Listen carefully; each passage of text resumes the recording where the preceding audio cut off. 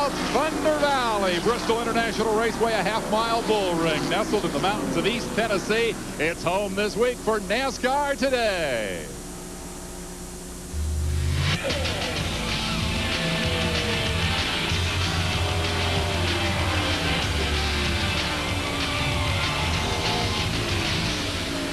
Live from Bristol, the stars of Winston Cup Racing are on the track and practicing, and yes, it is noisy. Hello, everyone. I'm Dave Despain. Welcome to the busiest pit road and the most crowded infield in Winston Cup Racing. The watchword here, intensity. We're going short track racing tonight live on ESPN. 36 cars will make the show. That means 8 drivers are going home from this place. Just a quarter of a second bracket in the top 20 qualifiers, and Mr. Intensity has ended up on the pole. This practice session is critical for those who are not yet qualified. Let's start with yesterday's action when we locked in the top 20. One of the 3 fastest cars in practice was first out to qualify. Terry Labonte, runner-up to his little brother last week at Michigan, picked up a little from practice, broke the event qualifying record, gave everybody else a 15.392 lap to shoot at. We were pretty quick in practice. You don't ever know about qualifying here because, you know, it cools off and the speeds increase a little bit, and a lot of guys can pick up some for qualifying where other guys can't. So, I don't know. I think that ought to get us up in the top 10. Defending race champ Rusty Wallace took a shot, wound up 5th. Michael Waltrip, who had the crash of a lifetime here a few years ago, peeled off a 15.438, second best at the time. Made a good call on the gear. You know, we changed gears, and that helped it a little bit. Made a good call on the tires.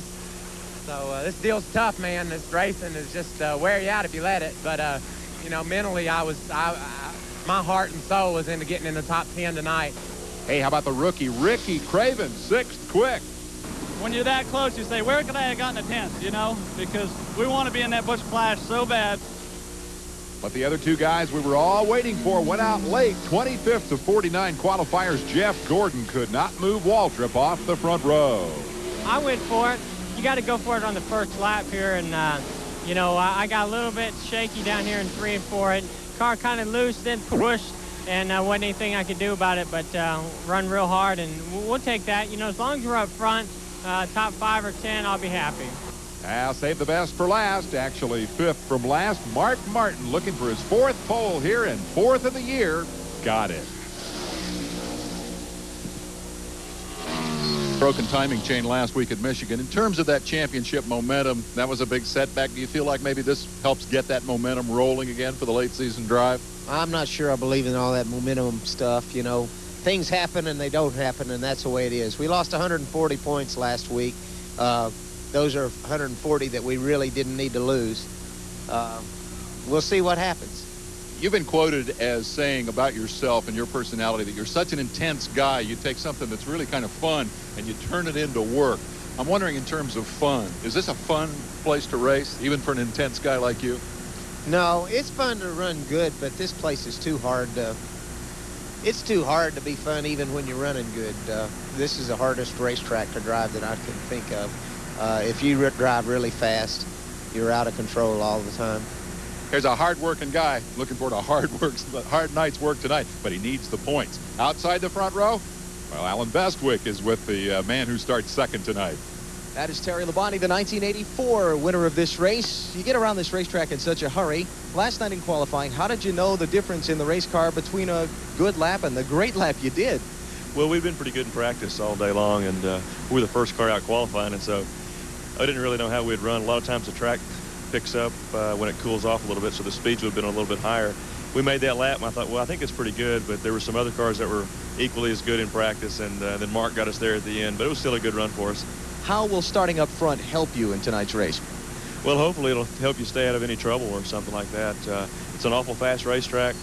You catch traffic, you know, pretty fast. It's really difficult to pass here. You've got to be patient here.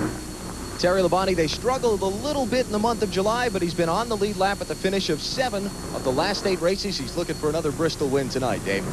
All right, thank you, Alan Bestwick. Let's take a look at how that top 20 qualified. First of all, we have 3 brands in the top 3 starting spots. No real surprises up there, except perhaps Waltrip, who hasn't been qualifying that well of late. Moving on to the second 5. Good run there for Ricky Craven, and not bad for the champion Dale Earnhardt as we head into the short track string here. Further back in 14th spot, you've got Robert Presley as the second rookie, and a good job by Rich Bickle as they continue to do the driver shuffle in car number 40 for Dick Brooks. Dale Jarrett got about what he expected out of qualifying. The Burton boys starting 17th and 18th. We'll hear from Ward a little later. And Darrell Waltrip is a 12-time winner on this racetrack. All right, now we're going to take a break. When we come back, we'll find out about the personnel shuffle that's about to take place in the championship team. Dale Earnhardt will be getting a new crew chief. We'll have that and a whole lot more as we continue from Thunder Valley, Bristol International Raceway. Stay with us. NASCAR Today is brought to you by the NASCAR Story, the complete history of NASCAR on home video. To order, call 1-800-71-NASCAR.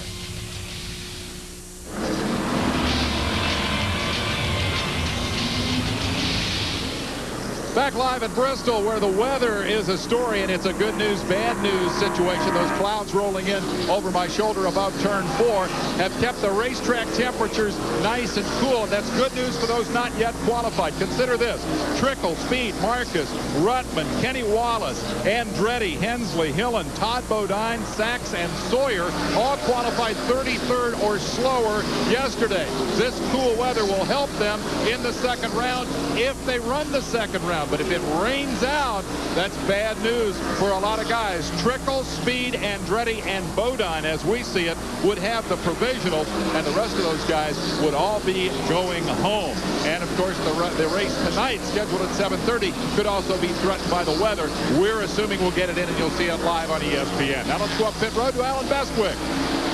All right, I'm in the Dale Earnhardt pit. The big news this week in NASCAR racing, Andy Petry's announcement on Monday night that he was going to resign at the end of this season to go and be the crew chief for the Leo Jackson racing team. Now, on the surface, it seems kind of ludicrous that Petry would leave a 6-time championship team with a 7-time championship driver to go to a race team that's never won a championship and has a rookie driver. But the hook to it is that Andy Petry gets to buy the 33 team from Leo Jackson after spending 2 years as Robert Presley's crew chief. And that fulfills Petry's next career goal. I wouldn't leave this team just to take another crew chief position. This is an opportunity for me to further my career, and that's the reason I've done it. If I was going to remain as a crew chief, you couldn't do it with any better organization than this team here. You know that about any crew chief Richard Childress would call for the job would be delighted to talk with him about it. But Childress says there's a protocol he'll follow in the hiring process. I don't want to go out, and I'm not going to go out and try to steal somebody's crew chief. You know, if they come to me and say, hey, I'm interested in talking, I'll talk to them. But as far as just going out and pursuing someone, I'm not.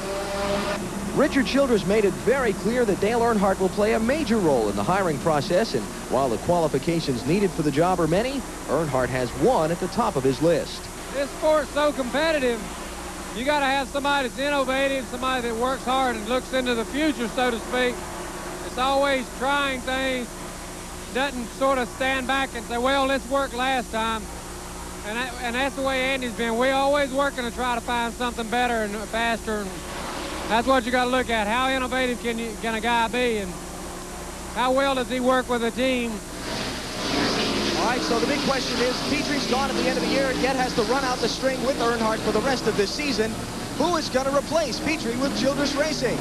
Well, early speculation is it might come from within the racing team. A couple of good candidates there. How about Will Lynn, who was with the Flying Aces until about a year and a half ago. Now he's heading up Childress' Super Truck program. No lack of success there this year.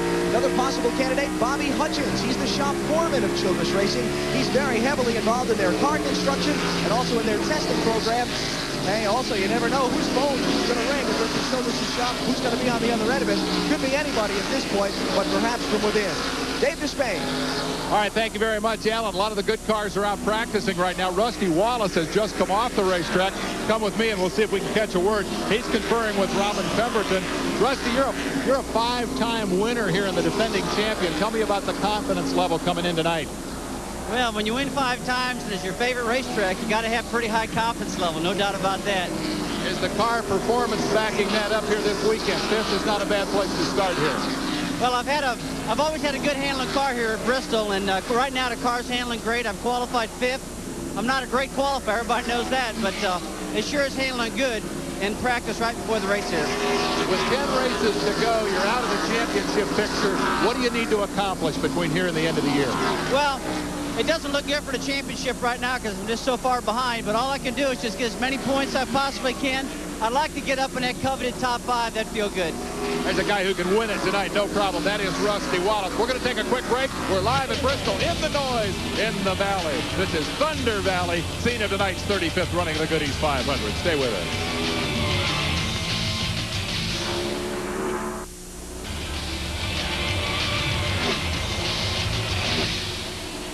I'm out of breath. We've come all the way to the transporter area. Well, look what they're watching here back at the back of the 5 truck. But we didn't come here to watch me. We came to look at the scoring monitor that shows that Bobby Labonte is the quickest lap thus far in second round practice. Kenny Wallace, Terry Labonte, Mark Martin, Jeremy Mayfield, Robert Presley, Todd Bodine, Ricky Rudd, Kyle Petty, and John Andretti are your top 10. You remember those guys we talked about that need to run well here in the second round of qualifying.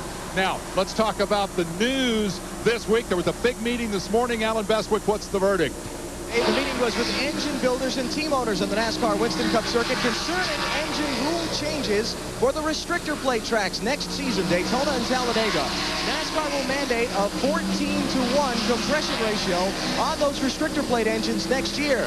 They will also remove the insert from the center of the manifold the teams had used to direct air into each of the cylinders. That's gone for next year also. That should also cut the horsepower. What size restrictor plate will they use?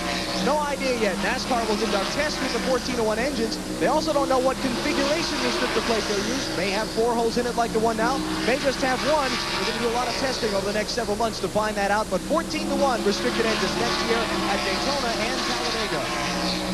All right, thank you, Alan. Couple of quick updates. Dale Jarrett's sponsorship hunt continues. He says Monday is the cutoff. They've got to get a deal done this weekend. Talked to Buddy Parrott, who was crew chief for Steve Grissom and left that team, about what he's going to do. He, too, has to make a decision next week. His options are to go with Ward Burton on Bill Davis' number 22 car, to become a consultant for Chevrolet. That's one that everybody's been talking about. And he hinted that there's a third option that he didn't want to talk about, but he figures he's got to make a decision before Darlington, which is coming up next weekend. We mentioned Ward Burton. There's another big driver shuffle that has happened here this weekend, and Alan, I think, is on top of that story.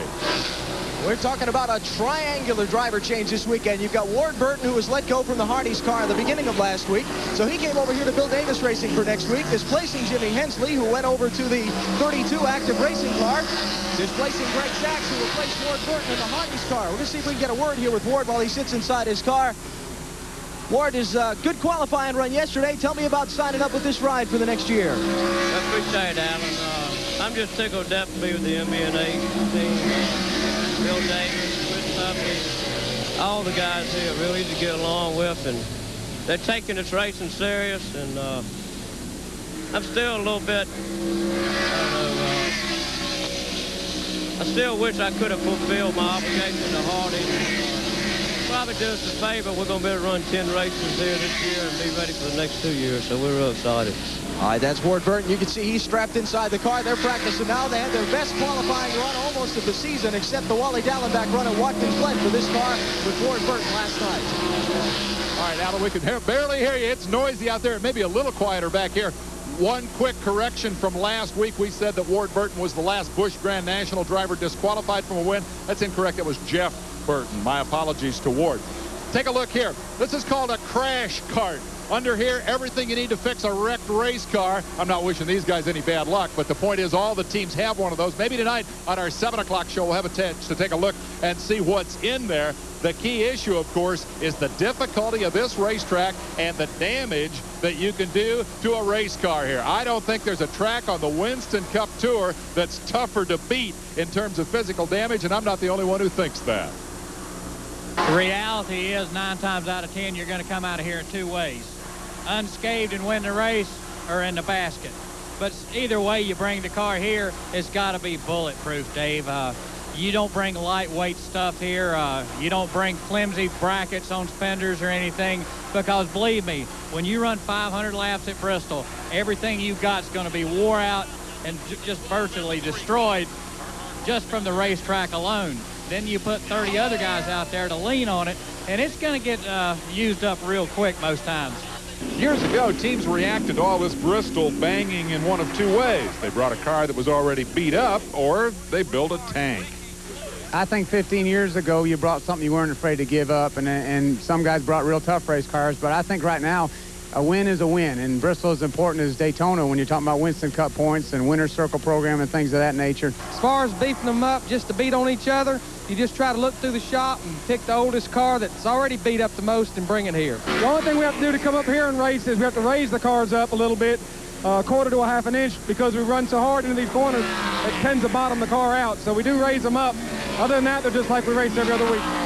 Now that's one point on which all the crew chiefs agreed. Get the ride height up to avoid bottoming out. And the bottom line on Bristol Car Prep, it's not so much what you bring here, it's what you do with it after you get here.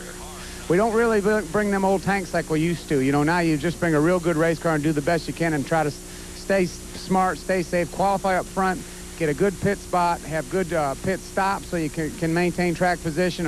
I think you'll see a lot of people making decisions based on fuel rather than tires because track position is of just paramount importance here. All right, look for that tonight, 7:30 on ESPN. They're working on Dale Jarrett's machine. Practice is underway. We're live. I love this stuff. It's Bristol International Raceway NASCAR today, and we'll be right back.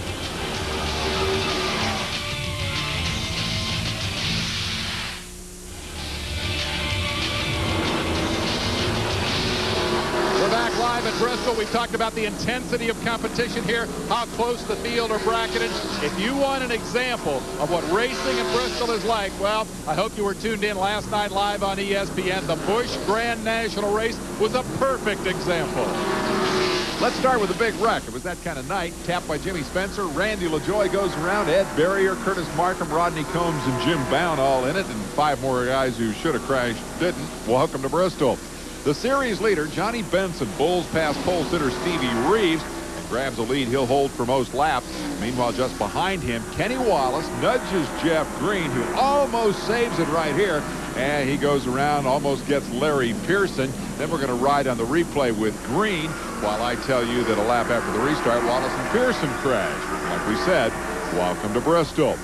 Now, the leaders were just about ready to pit when the next big incident happens. That's Buckshot Jones into the back of Mike McLaughlin. Now, this is the slow-mo, so it'll take a minute before Elton Sawyer comes along and broadsides McLaughlin in the pits. Did Benson get enough fuel? And over on the back pit, Steve Grissom, winner of the spring race, but starting this one way in the back, took only 2 tires, gained a ton of track position. New leaders didn't pit. Chad Little spun by Jeff Green. Green gets a little of Little, and Green's big brother, David, also got involved in that one. At the end, it comes down to these two. Benson blown off by Grissom. Johnny's right front tire went flat. Grissom blew by, didn't look back.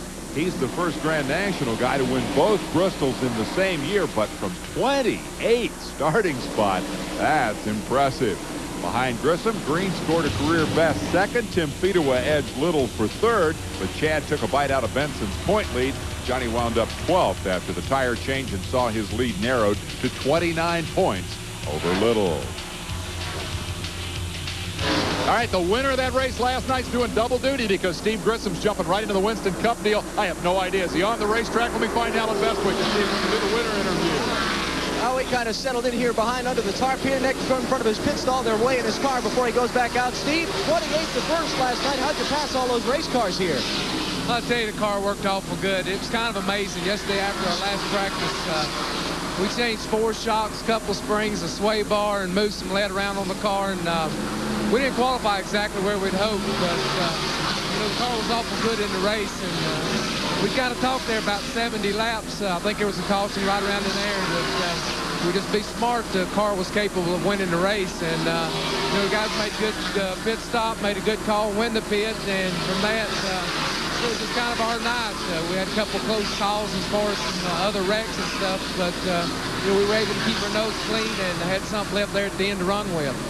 You haven't had a top 10 finish since North Wilkesboro in April. What are you working on to try and turn that around? Well, hopefully last night's a new beginning. I tell you, it's kind of been here, especially through the summer months. Anything we get kind of goes against us. Last week in Michigan, we had a flat tire under green, and the steering box went out. And it's just been kind of little things like that that's been getting us. And it kind of looked like last night maybe the worm turned for us, and we're going to jump in here tonight, try to build on what we done last night and continue on. All right, that's Steve Grissom, the Meineke Chevy driver. I think this is the same pit stall he had last night. That might be a good luck sign, Dave. All right, thanks, Bestwick. Alan wants me to pick a winner. I'm not going out on that limb in Bristol. I'll pick a color. I'll take black. That'd give me Earnhardt over there. That'd give me Wallace, the defending race champion. That'd give me Dale Jarrett for a dark horse. And that'd give me a piece of Darrell Waltrip's paint job, wouldn't it? He's a 12-time winner here at Bristol. We'll be back to wrap it up right after this timeout.